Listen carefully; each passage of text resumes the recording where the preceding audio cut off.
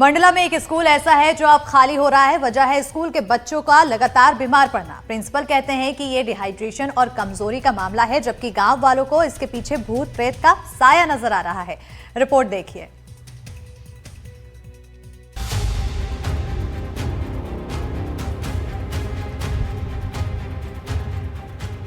मंडला जिले का तिलई गांव के सरकारी स्कूल की तस्वीरें देखिए।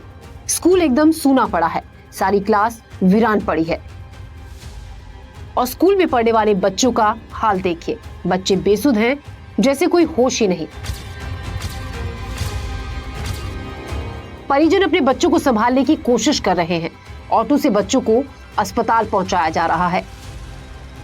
किसी की समझ में कुछ नहीं आ रहा कि अचानक से बच्चों को क्या हो गया, और वो भी कोई एक या दो बच्चे नहीं, बल्कि स्कूल के सारे बच्चे बीमार हो रहे हैं। चक्कर आ गया था, फिर अस्पताल ले गए थे। फिर क्या हुआ? फिर वहाँ भी ठीक नहीं हो रहे थे तो मंदिर लेके गए थे। उसके बाद क्या कराया? झाड़ फूक करवाए थे। प्रिंसिपल और स्कूल के टीचर कहते हैं कि बच्चों को डिहाइड्रेशन हुआ है, कमजोरी की वजह से बच्चे बीमार पड़ रहे हैं, जबकि परिजन इसके पीछे भूत प्रेत का साया बता रहे हैं।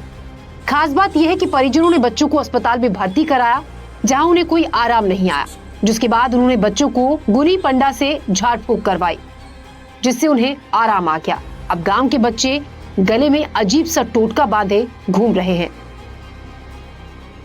अच्छा भला घर से स्कूल गया है, स्कूल में जाके बेहोश हो गया तो माँ साहब उठा के उसको हॉस्पिटल ले गए।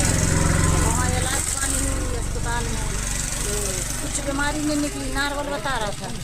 अब इसके बाद में हम लोग का 5 बच्चे थे गे, पांचों बच्चे एकदम रो रहे थे, चिल्ला रहे थे, चीख रहे थे, बाल पकड़ पकड़ खींच रहे थे। तो हम कहे भाई माँ साहब से बोले, हम कहे माँ साहब ऐसा काम करो, एक गाड़ी करो, हम कहीं लेके जाएंगे बच्चों को, कहीं मढ़िया अढ़िया इनकी झड़ाई फुकाई करेंगे, तभी बच्चे ठीक होंगे। हमारे इलाज से तो ठीक नहीं हो रहे।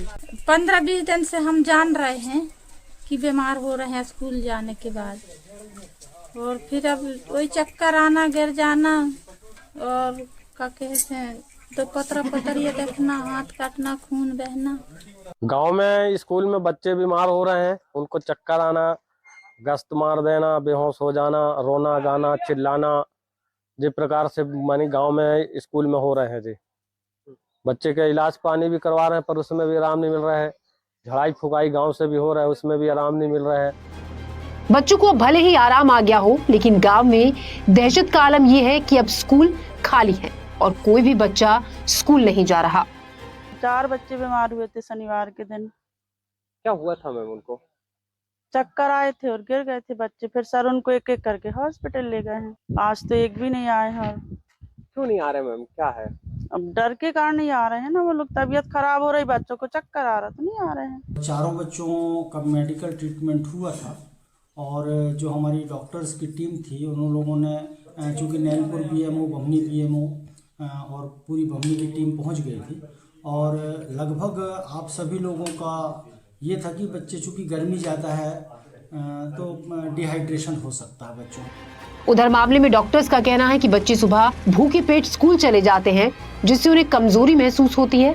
हो सकता है कि इसी से बच्चे बीमार पड़ रहे हों। सरकारी स्कूल है, वहाँ पे बच्चों को 5 बच्चे हैं, वहाँ पे बच्चों को चक्कर आ रहे थे, चक्कर खा के गिर रहे थे। फिर हमने उनको ट्रीटमेंट दिया, ORS वगैरह दिया, फिर भी वो ठीक नहीं हो रहे थे। उसके बाद फिर उनको बमनी स्कूल में बमनी सरकारी अस्पताल में रेफ़र कर दिया उनको। उसके बाद वहाँ से भी उनको थोड़ा, वहाँ पे भी ट्रीटमेंट हुआ उनको, फिर थोड़ा आराम लगा है वहाँ पे। अभी बच्चे सुबह जल्दी आ जाते हैं स्कूल, खा के भी नहीं आते हैं खाना, और फिर उसके कारण भी हो सकता है। ये खबर अभी भी हमारे समाज में मौजूद अंधविश्वास की गहरी जड़ों को दिखाती है।